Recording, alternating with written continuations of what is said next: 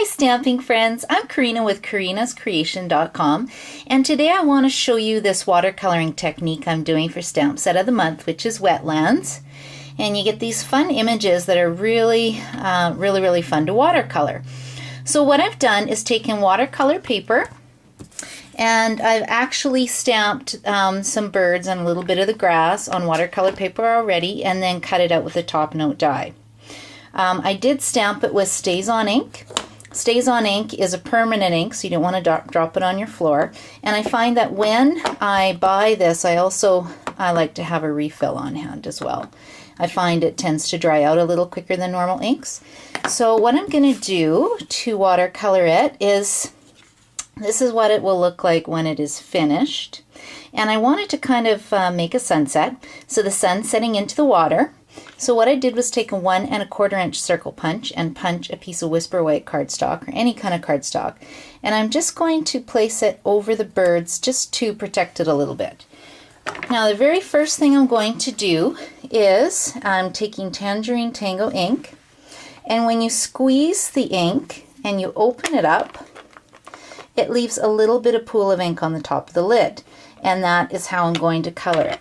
The other thing I should mention is I'm using an aqua painter, and with the aqua painters you fill up the channel with water, and then when you put it back together you simply squeeze the base and it leaves a pool of water that you can actually paint with.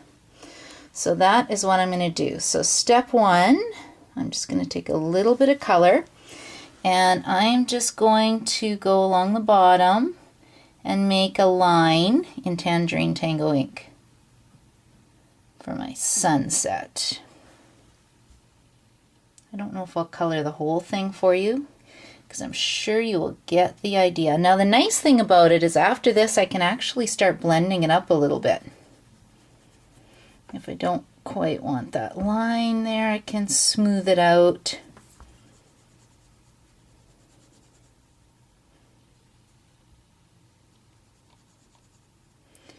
And keep going up. There we go. Now it's starting to go up a little more. The next color I'm going to use is Daffodil Delight. What I did was actually Google a picture of sunset so that I can kind of see what the sunset's supposed to look like. And it just gradually has it going over my sinking sun, the color.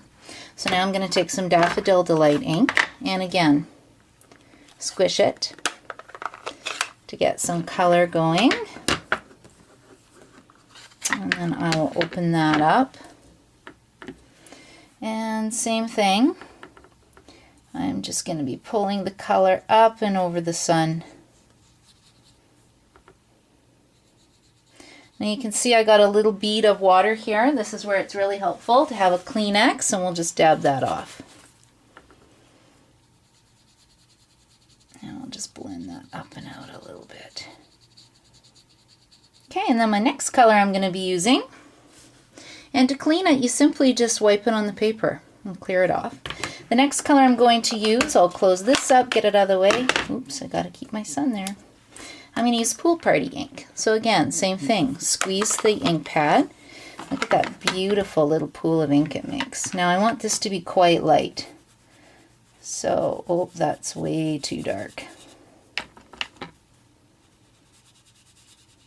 But I'm going to keep going. I'm just going to color the whole thing, and then I'll go over it after with more water, which will dilute the color actually, and then it'll look cute. I love watercolor paper. It's so forgiving, and you probably can't see what I'm doing because my finger's there. And I'm going to take this one's really wet too, and I'm just going to go over the top really quick.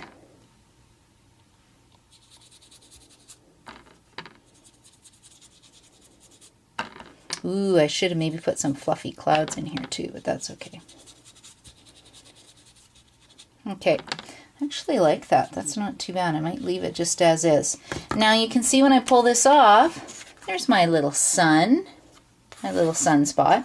So all I did was just go over that just a little bit with crushed curry ink. And if you're wondering where I got these colors from, I'm picking it from my designer series paper that I've chosen. I think it's called Sweater Weather, which is a brand new paper that will be available on August the 1st from the mini. Okay, and let's blend that out a bit. Okay, that's good enough. And then all I'm going to do is add some highlights onto underneath the birds. The nice thing I like about stamping watercolored images is that actually all the shading kind of shows you what colors, what parts should be a little darker. So I'm taking Coastal Cabana now, and I'm just going where the birds are, where the bird shadows are, I should say, and coloring it with a little bit darker color. And I think that's good. And then the last thing I did is I wanted a little bit of brown on my card too. So you can see I'm just going to go over it and add some brown shading for the birds. Chocolate chip actually is the color I'm using.